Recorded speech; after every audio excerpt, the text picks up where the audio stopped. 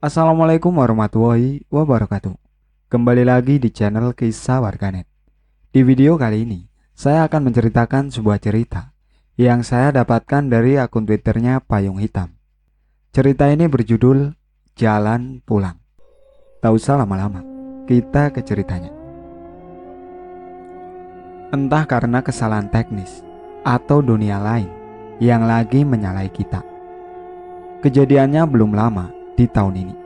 Panggil aja rekan kerjaku, namanya Dian. Sudut pandang Dian. Waktu itu aku baru pulang dari rumah tanteku di daerah Bekasi. Aku memang sering ke rumah tanteku ini. Ya bisa setiap minggu atau 2 kali seminggu gitu. Tanteku ini tinggal sama kakekku. Jadi tanteku anaknya kakekku satu-satunya yang bisa ngurus sampai masa tuanya. Karena anak kakekku seperti dan ibuku punya kesibukan lain yang gak bisa selalu ngurus kakek.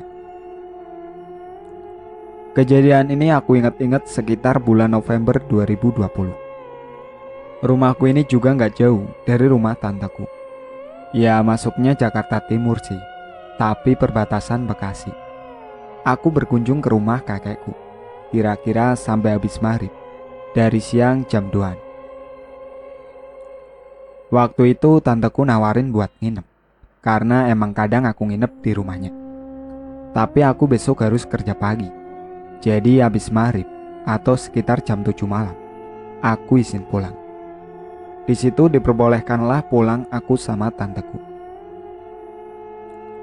Di sini aku sebenarnya udah agak ragu antara mau minta jemput bapakku atau aku naik ojek online aja. Memang sih umurku sudah 26 tahun, tapi masih manja sama orang tua. Tapi setelah dipikir-pikir, aku naik ojek online aja lah. Lagian setelah aku pesen ojeknya, tapi belum dapat drivernya. Gak lama bapak ngabarin lewat WA kalau beliau baru pulang kerja jam 9. Aku pun mengerti. Setelah itu aku dapat driver yang aku pun lupa plat dan namanya siapa. Pokoknya aku inget dia laki-laki. Di foto kayaknya umurnya lebih muda dari aku. Kayak anak-anak ABG gitulah perawakannya. Di situ drivernya nyuruh aku tunggu sebentar karena dia lagi jalan ke lokasi penjemputan. Ya begitulah, kayak umumnya driver basa-basi. Aku tunggu driver ini sekitar 5 menit sambil ngobrol sama tante dan sepupuku. Setelah itu aku cek lagi aplikasi. Yang mana aku kaget, di situ tahu-tahu ada 2 driver yang pick up aku. Aku bingung dong. Aku refresh terus aplikasinya. Dan ternyata bener aku pesen 2 kali. Padahal aku nggak ngeh dan merasa nggak mesen 2 kali sama sekali. Pas aku lihat titik si bapaknya yang driver kedua ini, dia di arah yang berlawanan sama driver yang pertama. Kalau dilihat sampainya ke titik jemput, bakal bareng. Di situ aku mau cancel cepet-cepet, tapi nggak bisa. Bener-bener error. Kayak pas di refresh, ntar nggak ada fotonya lah. Ntar ada, dan nggak bisa dipencet tombol cancelnya. Ngebug. Ya udahlah, kata tanteku juga. Nanti aja cancelnya. Kalau bapaknya udah sampai sini, baru kamu cancel. Bilang maaf gitu. Akhirnya aku iyakan, kata tanteku ini. Gak lama dari situ, datanglah ojek yang aku pesan, si Bang A, driver pertama yang aku dapat, dan si Pak B, driver kedua, yang menurutku error itu. Aku akhirnya bilang sama si bapak driver B, kalau aku berberat hati, harus cancel dia. Ia pun setuju-setuju aja, karena aku jelasin juga kan, bagaimana aku bisa mesen 2. Aku pamit sama keluarga tanteku, termasuk kakekku, dan lainnya. Aku diantar sampai ke depan pagar rumah. Ya, seperti biasa, kalau ada keluarga yang mau pamit pulang. Disinilah awal mula kejadian yang menurut aku cukup bikin aku trauma sampai sekarang. Sebetulnya aku ada screenshot rute jalan dan error aplikasinya. Tapi HP ku hilang di tempat kerja. Dan biasanya HP ku ke backup datanya sebulan sekali. Sedangkan yang itu belum aku backup. Ya udah, mau diapain lagi? Semoga tanpa bukti pun kalian bisa tetap menikmati cerita ini. Iya, menikmati yang sebetulnya penderitaanku. Gak apa-apa, buat kalian pembelajaran saja. Akhirnya aku jalan pulang sama Bang A. Aku panggil dia Bang A atau Bang Ojek saja ya. Aku lupa namanya kan. Dia ramah banget dan humble orangnya. Karena dia komunikatif. Ada aja bahan obrolannya. Tapi yang aku gak nyaman dan risih, si Bang ini wangi banget. Sampai aku pening nyium parfumnya. Kalian bisa bayangin deh itu. Wanginya menurut aku familiar. Tapi aku gak kepikiran wangi apa ini. Intinya aku kayak pernah nyium, tapi lupa. Lagi pula aku gak begitu peduli. Lanjut ngobrol aja. Tiba-tiba lagi ngobrol, Bang A ini bilang, "Mbak, ini betul jalannya?" Aku bilang, betul kok, lurus saja, nanti belokan depan ke kiri." Tapi aku agak ragu, kok jalannya kayak gini, kayak asing menurutku. Karena ragu, aku buka aplikasi Google Map. Di situ map aku error. Udah aku refresh beberapa kali, gak muncul gambar petanya. Cuma ada kolom input nama, tempat tujuan doang. Padahal sinyal aku penuh, 4G juga. Aku tes WA temanku juga delete, checklist 2. Lagi cek HP gitu, Abang A ini bilang lagi, "Mbak, map saya error nih. Mbak nanti arahin ya lewat Maps Mbak." Aku iya aja dan masih tetap usaha buka Google Map di HP-ku. Di situ aku bilang, "Map saya juga error ini bang, tapi nanti saya arahin deh." Sambil tetap usahain Google Maps. Dan Bang A juga sambil usahain lihat map di aplikasi ojek online-nya di atas motor. Aku ingat, di situ jalanan cuma lurus doang dan di situ perumahan BTN. Perumahan yang rumahnya bentuknya sama semua. Yang rata-rata lampu rumahnya mati dan cuma lampu jalanan saja yang nyala. Aku bingung, perumahan apa ini? Sedangkan seingat aku, tiap aku ke rumah tanteku, aku gak pernah lewat perumahan ini. Lagian sejak kapan ada perumahan dekat sini yang bentuknya begini? Lagi mikir, tiba-tiba Bang A ini nyeletuk lagi, "Mbak, sudah bisa ini map saya?" Ya udah, aku tenanglah. Tapi entah, jalanan yang kita lewati makin lama, makin asing. Perumahan tadi sudah lewat. Sekarang kita ngelewatin gang-gang kecil kumuh. Di situ juga aku gak ngomong apapun sama Bang A ini. Aku cuma amati sekitar, yang sama sekali aku gak lihat orang bahkan motor lain. Saat itu juga aku ingat ngecek jam, yang ternyata udah jam 7 lewat, yang artinya udah masuk isya. Aku pun gak dengar suara adzan sama sekali di perkampungan itu. Lama-lama merinding juga, didukung suasana yang sunyi dan juga jalanan yang sempit tapi senyap. "Bang, perasaan ini bukan jalan ke rumah saya deh," kata aku. "Masa sih mbak? Saya cuma ngikutin map saja. Kalau alamat yang mbak tuju kesini," jelas si Bang A. Setelah ditelusuri, berujunglah pada jalan yang semakin sempit. Di ujung jalan juga kita ngelihat hantaran kebun milik warga, yang aku gak bisa lihat kebun apa itu. Tapi tanamannya pendek, dan kebun itu luas. Ya setelah aku perkirakan, itu kayak kebun semangka. Dalam hati, kapan di sini ada kebun buah? Begitu terus yang ada diisi kepalaku selama perjalanan. Sejak kapan? Sejak kapan? Sejak kapan? "Mbak, rumah mbak udah deket dari sini. Tinggal lurus aja kan? Tapi motor kayaknya gak bisa masuk," kata si Bang A, yang malah kayak nyuruh aku turun. dan nunjuk ke satu arah, ke kebun itu. Ya aku turun, terus aku niatnya mau ngomong sambil di depan abangnya gitu. Kayak sambil nunjukin HP, alamat titik rumahku yang sebenarnya. Dan rehat sebentar, karena pegal banget di atas motor yang cuma muter-muter tadi. Rumahku di perkampungan kok. Di sini loh bang. Sambil nunjukin HP. Kita salah deh bang, kayaknya. Bukan di sini. Ini kebun orang. Jelas aku. Ya saya cuma ngikutin map mbak. Terus bagaimana ini? Di situ bang A ini juga malah balik tanya. Yang akhirnya sebelum aku jawab, dia malah nyuruh aku naik lagi ke motor cepat-cepat. Udah merinding, semakin panik.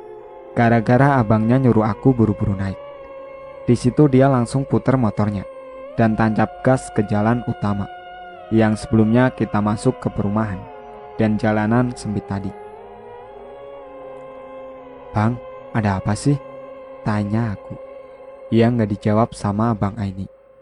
Karena ngulang dari jalan utama, di situ akhirnya maps aku sudah kembali berfungsi normal.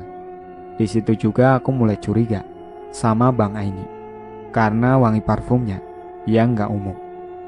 Dan di perjalanan yang aku gak denger ada Nisa.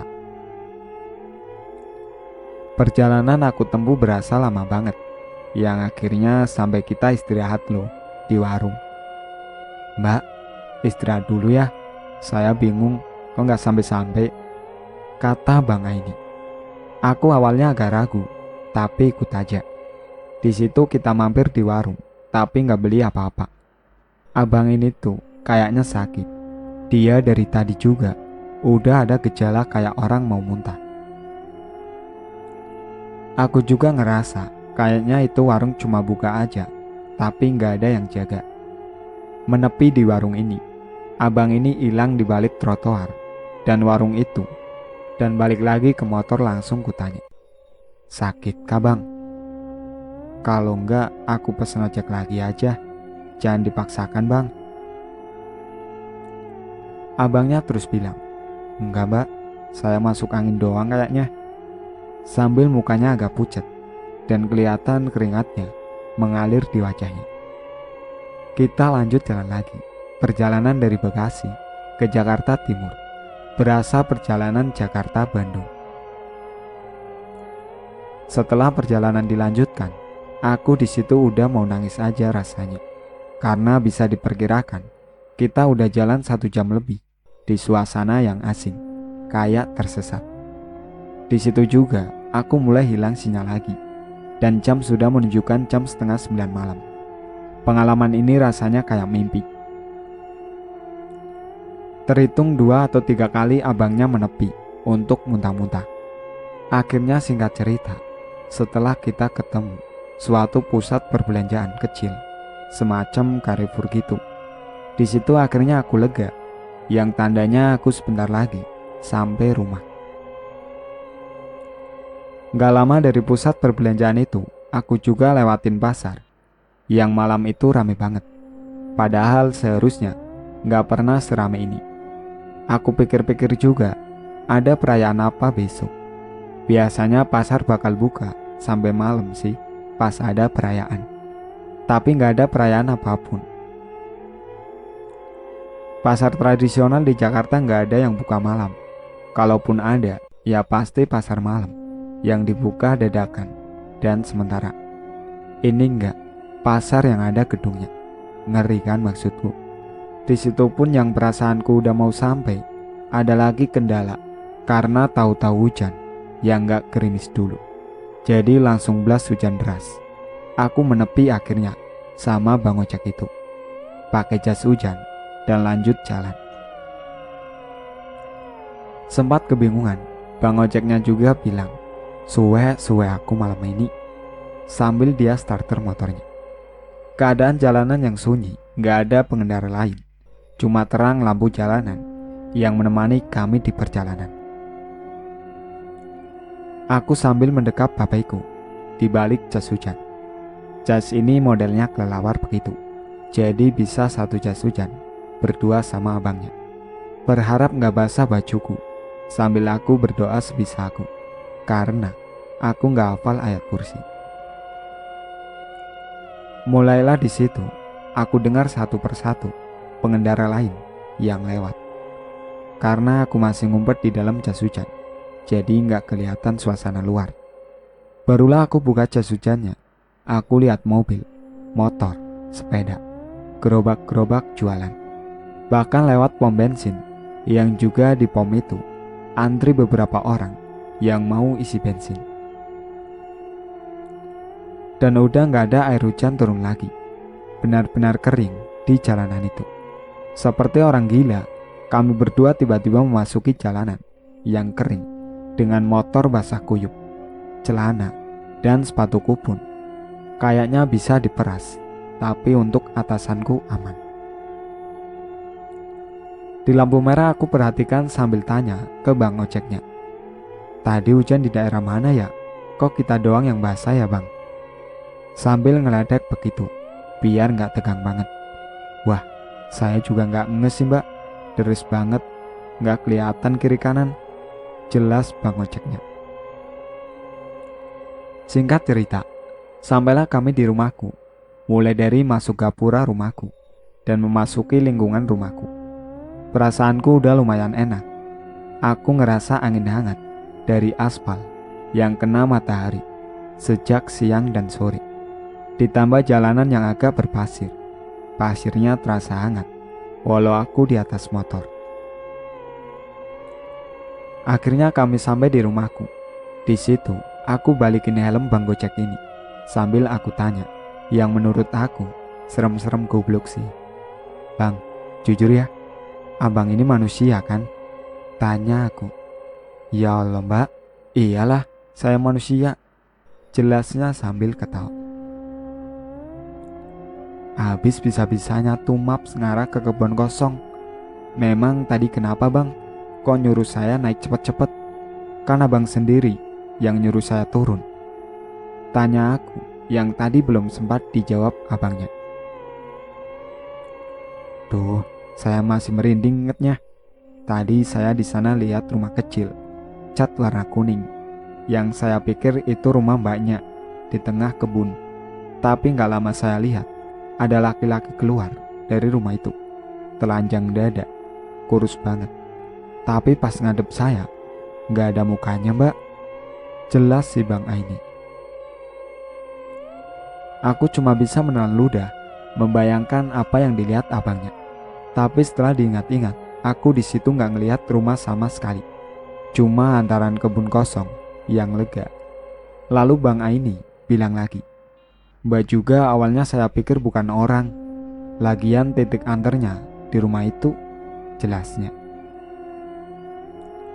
"Tenang aja bang, saya orang beneran. Nih bang ongkosnya, ambil aja kembaliannya. Makasih banyak bang. Gak kebayang kalau saya beneran ditinggalin di kebun kosong itu. Terus abangnya cabut," jelas aku. "Saya yang makasih banyak mbak. Saya juga bener-bener minta maaf," sambil menyatukan tangannya di depan mukanya.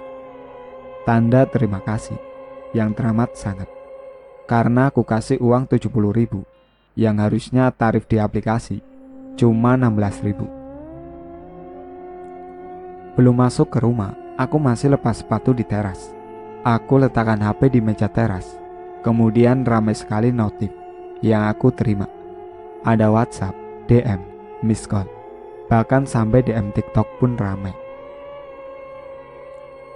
Aku betul-betul kaget. Ternyata itu dari bapak, ibu, dan adikku, bahkan tante dan kakekku, yang sudah betul-betul mengkhawatirkanku. Betapa kagetnya lagi, ternyata saat itu jam sudah menunjukkan pukul 11:30.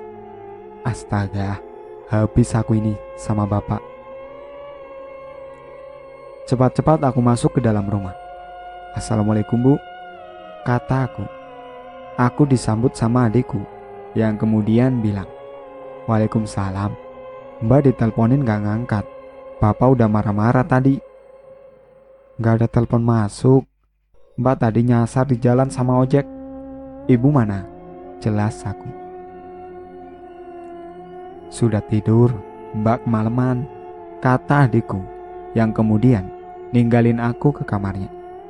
Aku tahu bapak juga udah di kamar sama ibu dan belum tidur. Tapi beliau betul-betul gak nyambut aku pulang. Besok paginya waktu sarapan sebelum kerja, bapak ngomelin aku habis-habisan. Tapi aku punya bukti kalau aku kesasar bareng ojek itu sekitar 4 jam. Padahal biasanya cuma 15 menit di jalan dari rumah kakek ke rumahku. Akhirnya bapakku bisa tenang juga setelah aku kasih bukti. Dari situ aku betul-betul trauma naik ojek online, terutama waktu malam hari. Gak lama dari kejadian itu, ada acara kumpul keluarga yang buat aku ketemu lagi sama kakekku. Di situ aku ditanya sama kakek mengenai kejadian yang aku alami. Kenapa waktu itu aku pulang dari rumahnya gak langsung pulang. Dia pikir aku mampir dulu kemana gitu. Dan kakek ini tiba-tiba bilang hal yang aku gak ngerti. Ojek kamu tuh, Mbak lihat, udah gak benar. Aku jelasin cerita detailnya sama kakekku. Dan aku pikir ucapan kakekku yang awal itu maksudnya si abang ojeknya punya niat gak bener sama aku. Ternyata salah. Menurut kakekku, waktu kakekku nganter aku sampai depan pagar, bang ojek ini kayak punya sesuatu yang gak bisa lepas dari dirinya. Apa itu? Entahlah. Bisa jadi pelaris dirinya, atau bisa jadi juga kiriman santet dari orang yang mungkin menyukainya atau membencinya. Kakekku gak tahu pasti intinya, tapi sesuatu itulah yang sudah buat tersesat kita berdua. Dalam hatiku, apes banget kayaknya. Dia yang punya masalah, aku yang kebawa. Ini kesimpulan dari aku. Aku juga bilang ke kakek kalau bang ojek itu sempat muntah-muntah. Dan itu akhirnya kakekku simpulkan juga kalau bang ojek itu lebih ke kena santet daripada punya penglaris. Oh iya, soal hujan lokal alias hujan yang terjadi di tempat itu saja. Pokoknya gak ada 1 kilometer lah tuh luas daerah yang kena hujannya. Kata kakekku juga, itulah pintu penghubung dunia kita dan dunia gaib sana. Makanya hujannya aneh. Aku makin merinding bukan main karena air hujannya betul-betul aku rasakan. Bagaimana suasana malam itu pun aku gak akan lupa sama detail-detailnya. Setelah curhat sama kakek, di situ aku langsung kepikiran nasib bang ojek itu. Dan setelah itu juga aku cerita ke rekan kerja dan juga teman lamaku. Maksudku mau sharing, tapi malah dapat berbagai macam spekulasi. Mulai dari katanya bapak ojek yang B itulah yang sebetulnya sakit hati karena aku lebih milih Bang Aini. Mungkin bapak ojek B ini bukan orang sembarangan. Ada lagi kesimpulan yang katanya betul Bang ojek A ini bermasalah. Makanya bagaimana mungkin dunia gaib mengubah aplikasiku jadi ngebug supaya aku lebih pilih si bapak ojek B, tetapi malah aku tetap milih Bang ojek A. Dan masalah HP ku yang aku sampai sekarang gak habis pikir, dan alasan kuat yang akhirnya aku percaya bahwa dunia mereka betulan ada. Masa iya aku pet temanku delete, lihat map bisa, tapi telepon dan DM serta berbagai pesan dari sosmedku gak masuk. Allahu alam. Apapun yang terjadi di balik itu, intinya dari semua ini, berdoalah sebelum melakukan perjalanan. Itulah akhir cerita dari jalan pulang. Sekian dari saya. Wassalamualaikum warahmatullahi wabarakatuh.